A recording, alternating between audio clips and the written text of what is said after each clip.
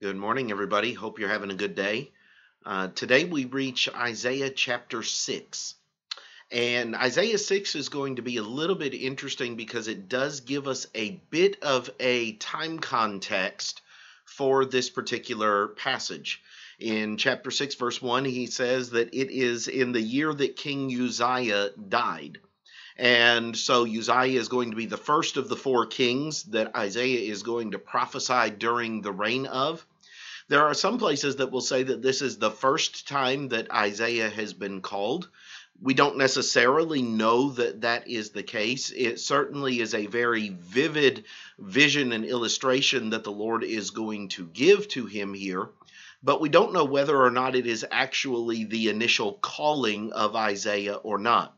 We do know it is very early on in his time as a prophet. That being said, let's examine Isaiah chapter 6. There, Isaiah says, "In the year that King Uzziah died, I saw the Lord sitting on a throne, high and lifted up, and the train of his robe filled the temple. Above it stood seraphim. Each one had 6 wings. With 2 he covered his face, with 2 he covered his feet, and with 2 he flew. And one cried to another and said, Holy, holy, holy is the Lord of hosts. The whole earth is full of his glory.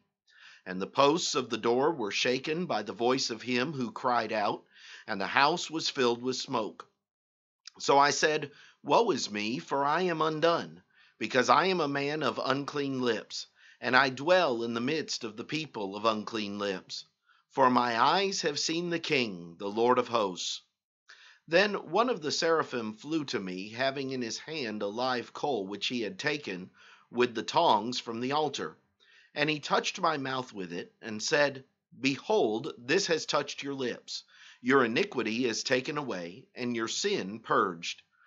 Also I heard the voice of the Lord saying, Whom shall I send, and who will go for us? Then I said, Here am I, send me. And he said, Go and tell this people, Keep on hearing, but do not understand.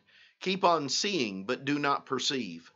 Make the heart of this people dull, and their ears heavy, and their eyes shut, lest they see with their eyes, and hear with their ears, and understand with their heart, and return and be healed. Then I said, Lord, how long? And he answered, Until the cities are laid waste and without inhabitant.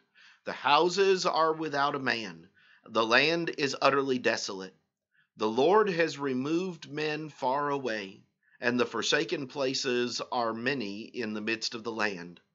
But yet 1/10 will be in it, and will return and be for consuming, as a terebinth tree or as an oak, whose stump remains when it is cut down, so the holy seed shall be its stump."